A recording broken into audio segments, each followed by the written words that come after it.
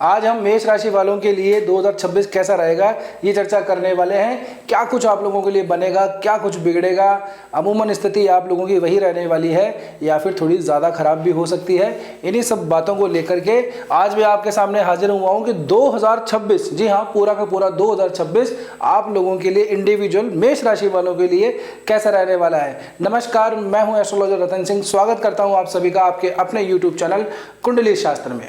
2025 तो ठीक है आप लोगों के लिए जैसा तैसा रहा, लेकिन 2026 अब आप लोगों के लिए क्या कुछ परिवर्तन लेके आने वाला है। एक तो मेष राशि वाले जो हैं ये लोग उत्साही बहुत होते हैं, जनजाति, इनमें लीडरशिप जो होती है ना वो पाई जाती है। इनके अंदर जोश एक अलग लेवल का होता है, क्योंकि वैसे भी ये काल पुरुष की पहली राशि है और मंगल मेष राशि है। ये बहुत ज़्यादा जिद्दी स्वभाव के होते हैं, यानी कि अपने मन में जो एक बार ठान लिया इन लोगों ने उसको पूरा करके ही ये लोग दम लेते हैं।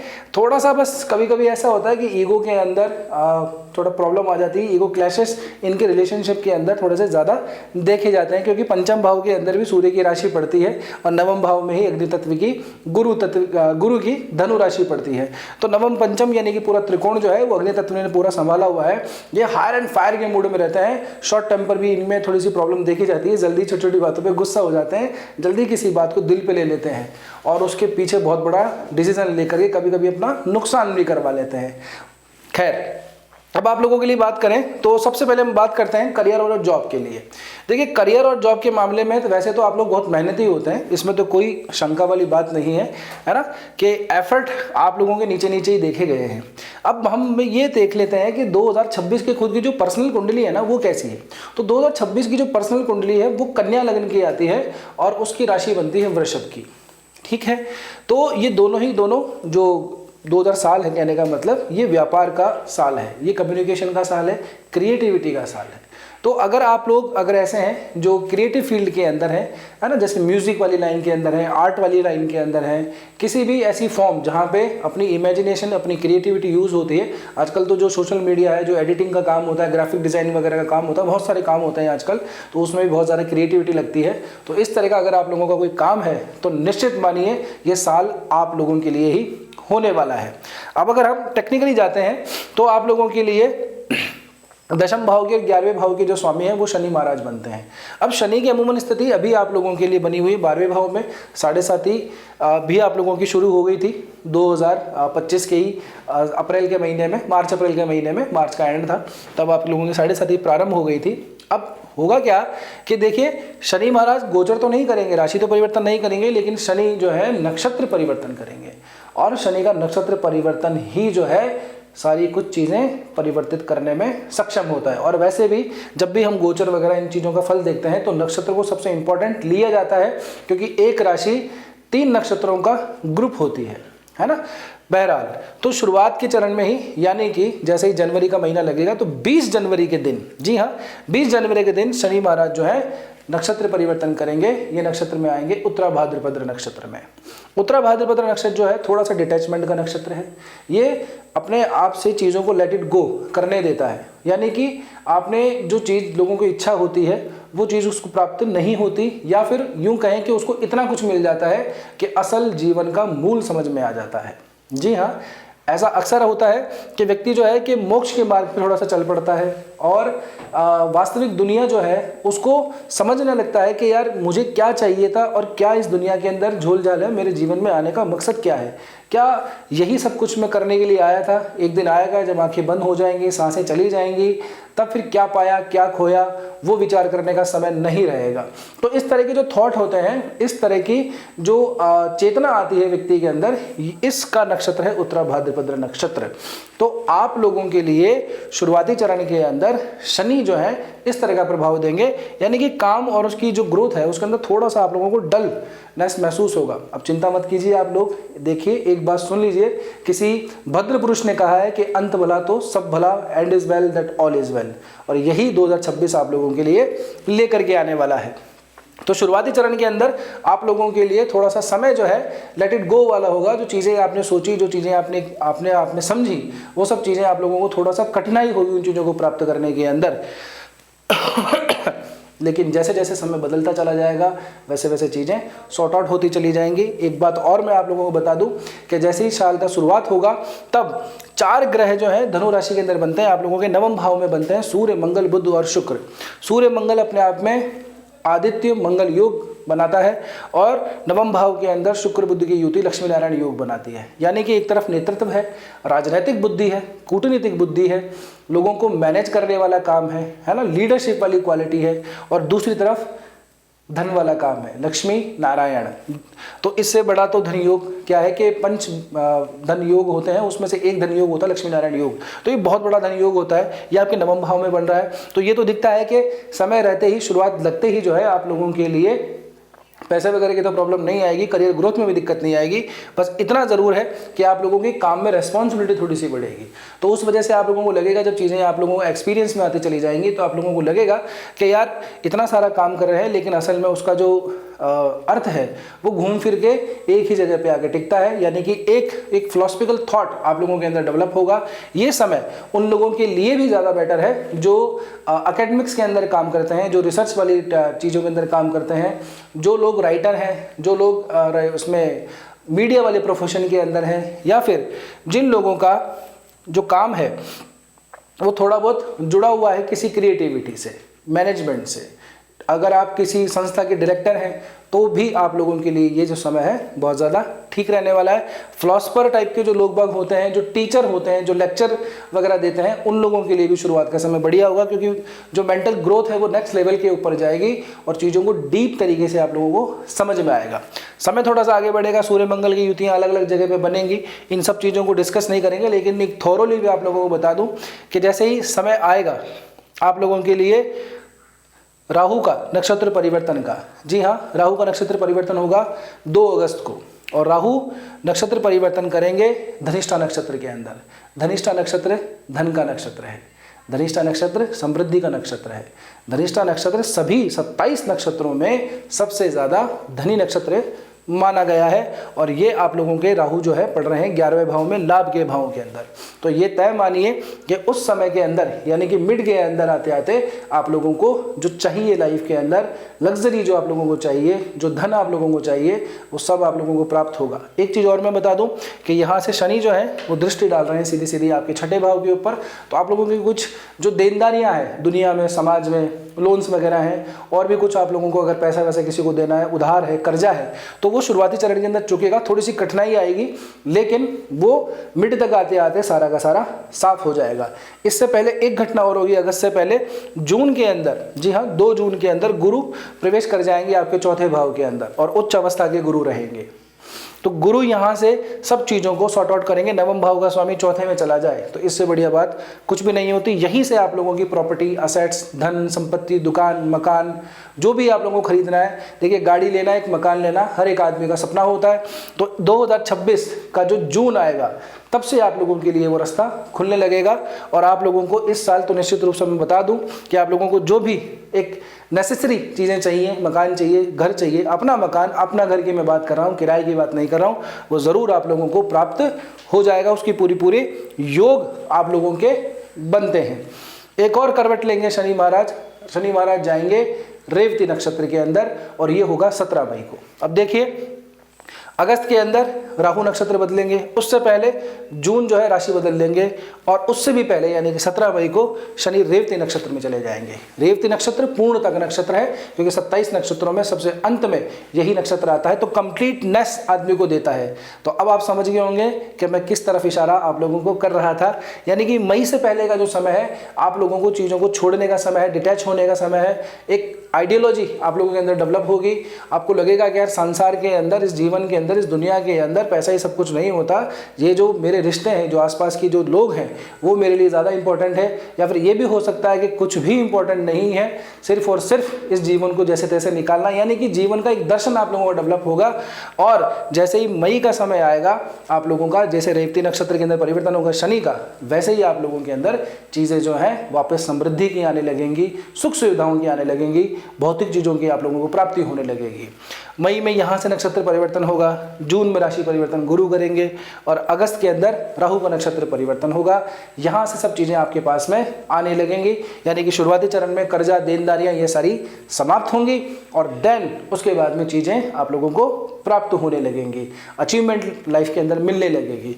लेकिन क्या होता है कि जब व्यक्ति के पास कुछ नहीं होता तब वो जो सोच लेता है, उसकी जो आइडियोलॉजी बन जाती है वो फिक्स हो जाती है और जब चीज़ें उसके पास में आती हैं तब असल में उसका मोल समझ में आता है और उसे लगता है कि हाँ ये जो भी आ रहा है ये क्षणिक है, कुछ दिनों पहले कुछ नहीं था और आज मेरे पास सब कुछ आ गया है। तो असल में जीवन का जो मोल है, जो मूल्य है, वो वास्तव में ना सब कुछ पाने में है ना सब कुछ खोने में है। इस तरह की आइडियोलॉजी आपको प्राप्त होगी। लेकिन इतना तय है कि खुद के लिए ना सही, परिवार के लिए, कुटुंब के लिए, अपनी फैमिली के लिए, यार दोस्तों के लिए ये चीज़ें आप लोगों को संभाल के रखनी होंगी। आप जो चाहेंगे वो आप लोगों को प्राप्त हो जाएगा। शुरुआत की जो मेहनत है आप लोगों की, काम का जो स्ट्रगल है, वो सब आप लोगों को रेवती नक्षत्र में जैसे शनि का परिवर्तन होगा वैसे ही प्राप्त होगा। यानी कि 27 मई के बाद में काम और काम की ग्रोथ दोनों की दोनों बढ़ेंगी। तो इसी दौरान अगर अब आप लोगों को जॉब को स्विच करना है, चेंज करना है, अपग्रेड करना है, अपना खुद का कोई बिजनेस रन करना है, तो उसके लिए सबसे बढ़िया ये समय होगा मई के बाद में। शुरुआती चरण में मेहनत है, संघर्ष है और चीज़ों को छोड़ने का है। बहुत दुख होता है जब किसी व्यक्ति को कोई चीज़ बहुत प्रिय होती है और वो उसे नहीं मिलती, उसके जीवन से वो चीज़ चली जाती है, हाथ से जब चीज़ें फिसल जाती हैं तो बड़ा दुख होता है। लेकिन एक धीरज व्यक्ति को रखना चाहिए।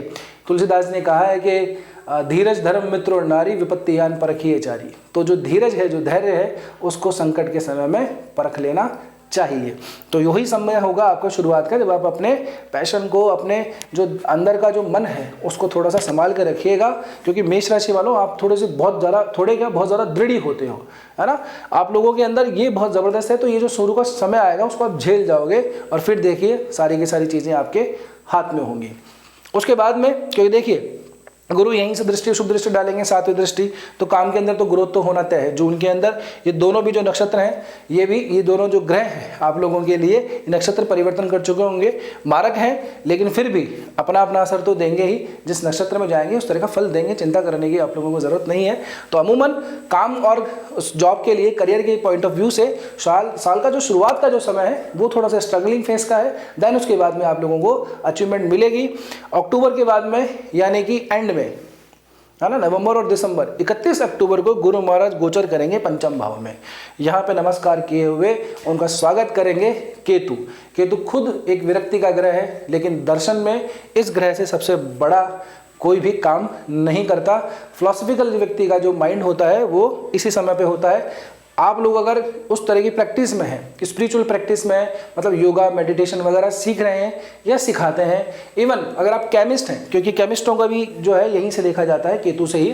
अगर आपकी रसायन विज्ञान के अंदर कुछ है, मतलब मेडिकल शॉप है, डॉक्टर है, अगर आप क्या है कि रिसर्च वाली फील्ड के अंदर जाते हैं या फिर आयुर्वेद वाला कोई काम करते हैं, तो उसके लिए भी ये बहुत बढ़िया समय है। शास्त्रों का ज्ञान आप लोगों को होगा, आध्यात्मिक उन्नति आप लोगों की होगी। और आपका गुरु और केतु तो मतलब दोनों मिलकर के आप ये मानिए कि इससे मतलब बुद्धिमान व्यक्ति और विद्वान व्यक्ति जो है वो कोई नहीं होता। पंचम भाव के अंदर गुरु केतु की युति व्यक्ति को बहुत बड़ा विद्वान बना देती है। तो जीवन के जो आपको सार मिलेंगे वो उसका अक्टूबर के बाद में नवंबर दिसंबर के जो 2 महीने हैं ना, उस 2 महीने के अंदर आप लोग एक नेक्स्ट लेवल के ऊपर चले जाएंगे। आपकी विद्वता, आपकी बुद्धि, आपका विवेक, आपका ज्ञान, ये सब बहुत ही उच्च स्तर के ऊपर होगा। इसलिए मैंने आपको कहा कि अंत भला तो सब भला, and is well that all is well. यानी कि इस साल के अंत तक आते आते पहले चीज़ें जाएंगी, फिर सब कुछ प्राप्त होगा और फिर आखिर के 2 महीने के अंदर सब कुछ चीज़ें समझ में आने लग जाएंगी। यानी कि अब आप जो हैं उस गहराई के अंदर बिल्कुल बैठ चुके होंगे। ना कोई बेचैनी होगी, ना कोई शंका होगी, ना ही किसी तरह की कोई समस्या होगी। अब आप बस धारा प्रवाह के साथ में चल पड़ेंगे। जीवन का मूल आप लोगों को समझ में आ जाएगा कि कार्य कितना इंपॉर्टेंट है, किसके लिए काम कर रहे हैं, कंपनी के लिए काम कर रहे थे या अपनी आजीविका के लिए काम कर रहे थे। ये जो डिफरेंस है ये आप लोगों को ठीक से समझ में आ जाएगा। तो कुल मिला के बात ये है कि काम और उसके मामले के अंदर आप लोगों का जो शुरुआती साल है, साल का जो शुरुआत है वो थोड़ा सा कठिन आई है, लेकिन मिड में, स्पेशली मैं कहूँ मई के बाद में, जून से ही आप लोगों के जो है तरक्की शुरू हो जाएगी। अब आगे बात करते हैं आप लोगों की बिजनेस वगैरह के लिए। तो आप लोगों के लिए अगर हम व्यापार की बात करें तो सप्तमाधिपति जो शुक्र हैं उन्हीं की तो राशि लेकर के 2000 साल आ रहा है, वृषभ राशि। दूसरी बात, वृषभ राशि के लिए अगर हम देखते हैं तो सप्तम ये जो राशि पड़ती है तुला राशि, ये पड़ती है 8वें भाव के अंदर। इसके अलावा एक बात और कि शुरुआत जब आती है तब शुक्र जो है धनु राशि के अंदर यानी अपने से तीसरे गए हैं। आपके लिए सप्तम का स्वामी नवम भाव में गया है यानी कि भाग्य भाव में गया हुआ है। तो आप लोगों के लिए व्यापारिक वाले मामले के अंदर जो भी लोग व्यापार काम करते हैं, चाहे वो एक्सपोर्ट इंपोर्ट का काम करते हो, क्योंकि ये चतुर्ग्रही योग जो है वो बन रहा है मीन राशि के अंदर और शुक्र महाराज जो है ये बुध के साथ में युति बना के बैठे हैं। तो व्यापार वगैरह के लिए समय बिल्कुल ठीक है, चिंता करने की ज़रूरत नहीं है। शुरुआती चरण के अंदर थोड़ा बहुत आप लोगों को प्रॉब्लम फेस करनी पड़ सकती है, लेकिन आप लोगों को इस वाले मामले के अंदर दिक्कत नहीं आएगी। आपका जो लाइफ पार्टनर है उससे थोड़ी सी बस वही है चीज़ें कि आप लोगों को बहुत ज़्यादा चीज़ों को डिटेल में डिस्कस नहीं करना है, स्ट्रेच नहीं करना है किसी टॉपिक को लेकर के, किसी बात को लेकर के। नहीं तो क्या है कि ज़रा सी बात उनको बुरी लग सकती है या उनकी को ज़रा सी बात आप लोगों को बुरी लग सकती है। ईगो क्लैशेस वाली जो प्रॉब्लम मैंने शुरू में आप लोगों की बताई थी वो यहाँ से दिखाई देती है लाइफ पार्टनर वाले सीन के अंदर। बिजनेस व्यापार आप करते हैं करिए, बहुत कोई दिक्कत वाली बात नहीं है।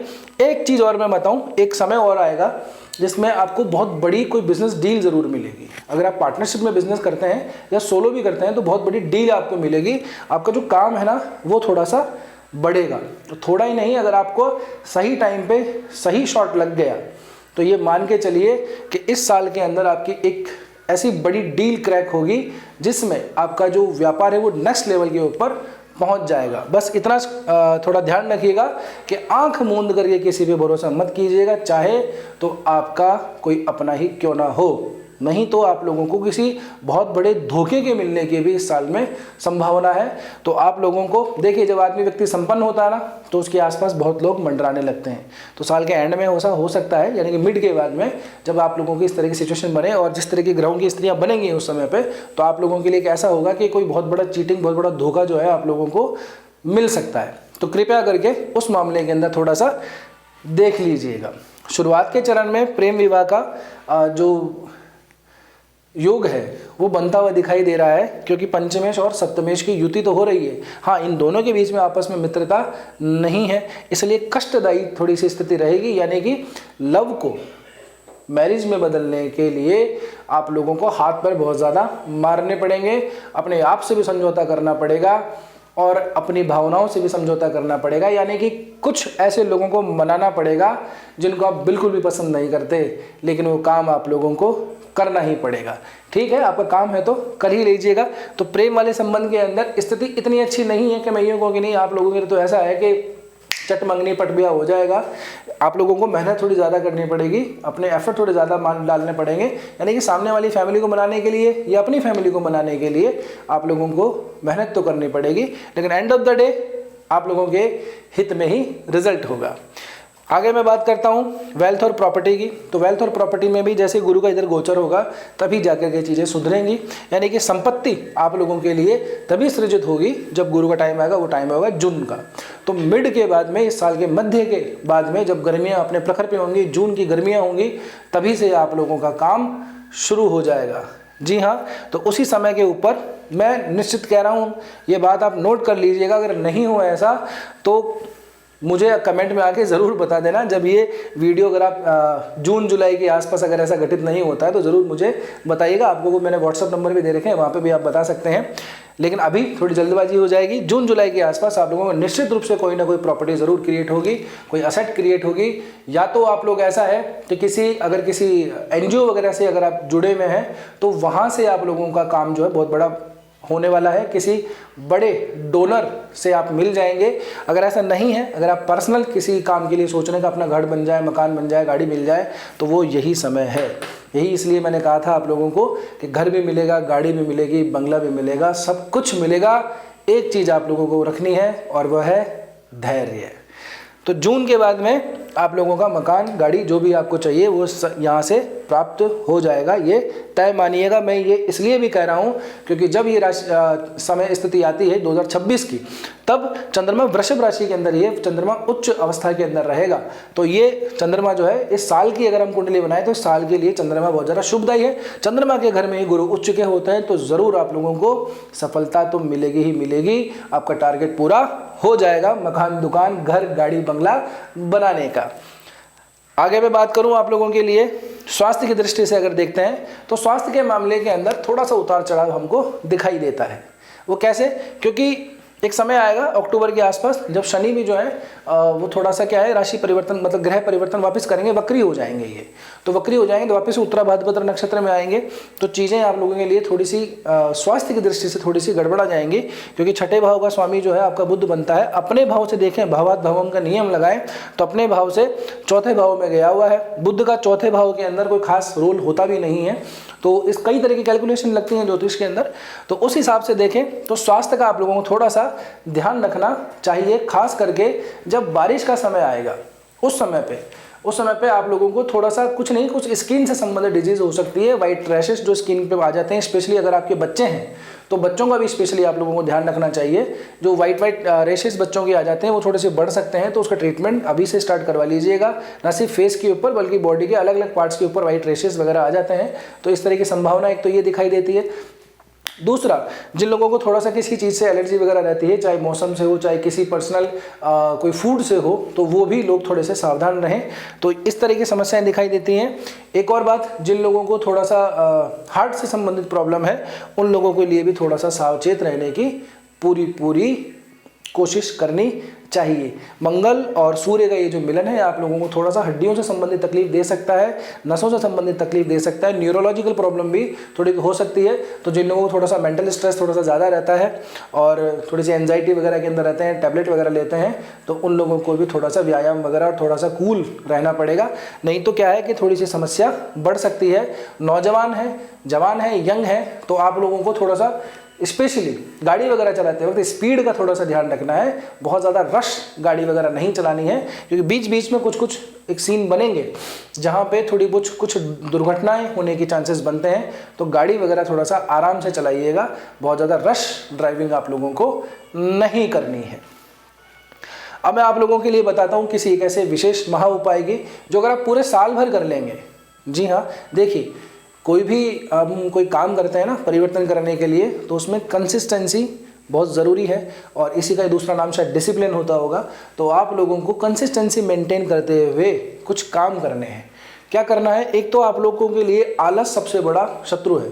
वैसे एनर्जी से पूरे भरपूर होते हैं, लेकिन मेन चार्ट के अंदर अगर शनि का इन्फ्लुएंस आ जाए, केतु का इन्फ्लुएंस आ जाता है लग्न वगैरह के अंदर, या कहीं से दृष्टि भी पड़ जाती है, तब थोड़ी सी समस्या हो जाती है। तो आप लोगों को जो है आलस थोड़ा सा निकाल के रखना है। तो आप तो प्रण ले लीजिए पहले, अभी से जब से आप वीडियो देख रहे हैं, चाहे साल से पहले देख रहे हो चाहे साल के बाद में देख रहे हो, तो आप ये प्रण ले लीजिए कि मैं 2026 से एक ये प्रण लेता हूँ कि सूर्य उदय से पहले उठ जाऊँगा या उठ जाऊँगी। चाहे गर्मी हो, चाहे सर्दी हो, चाहे बारिश हो, चाहे धूप हो, आपको उठ जाना है, अपने दैनिक कार्य पूरे कर देने हैं। पहला नियम ये ले लीजिए। इतना सा भी कर लेंगे तो बहुत बढ़िया है। एक काम आप लोग ये कर लीजिए कि मंगलवार के मंगलवार सुंदरकांड का पाठ शुरू कर लीजिए। कोई बहुत बड़ी चीज़ नहीं है, आराम से आप कर सकते हैं। सप्ताह में एक दिन तो आप दे ही सकते हैं। शुरुआत करेंगे तो आपको 1.5-2 घंटा लगेगा, जैसे जैसे प्रैक्टिस हो जाएगी तो घंटे सवा घंटे के अंदर सुंदरकांड पूरा हो जाएगा। तो इतना सा काम कर लीजिए, आप देखिएगा कैसे कैसे बड़े बड़े चमत्कार होते हैं। डिसिप्लिन मेंटेन कीजिए। एक मैंने छोटा सा उपाय बताया, बस वो कर लीजिए। जहाँ से आप लोगों को डोनेट करना हो, है ना, चैरिटी अगर वगैरह करनी हो तो कीजिए, जितना आपकी पॉकेट अलाउ करती है उतना कीजिए, कोई चिंता वाली बात नहीं है। शनि के लिए भी मैं चैरिटी बता रहा हूँ, तो ऐसे लोगों को दीजिएगा जिनको ज़रूरत हो, ठीक है ना। बाकी आप लोगों के लिए साल के बारे में जैसे मैंने बताया वैसा ही गुजरेगा, और बहुत बड़ी टेंशन लेने की ज़रूरत नहीं है। इच्छाएं आप लोगों की पूरी होंगी। शुरुआत के अंदर कश्मकश बहुत रहेगी, लेकिन जैसे ही मिटाएगा सब कुछ आपके अनुकूल होने लग जाएगा। तो ये था आप लोगों के लिए 2026 का विश्लेषण, जितना मैं कर पाया समय सीमा को ध्यान में रखते हुए। अब आपकी मेन पत्रिका कैसी है, लग्न कैसा है, लग्न कितना पीड़ित है, सक्षम है, कौन से ग्रह कारक हैं, कौन से ग्रह मारक हैं, किस ग्रह की दशा चल रही है, किसकी अंतर्दशा चल रही है, कहाँ प्रत्यंतर चल रहा है, इन सब चीज़ों को देखने के बाद ही हम ठीक से विश्लेषण कर सकते हैं कि अमुक व्यक्ति की कुंडली के अंदर क्या क्या राजयोग है, क्या क्या दोष है, क्या उसे मिलेगा, क्या उसे नहीं मिलेगा। तो अगर आप अपनी कुंडली का विश्लेषण करवाना चाहते हैं तो नीचे दिए गए व्हाट्सएप नंबर पर संपर्क कर सकते हैं या फिर हमारी वेबसाइट पर जाकर भी पेड कंसल्टेशन अपना बुक कर सकते हैं। ये कंसल्टेशन पेड रहने वाला है।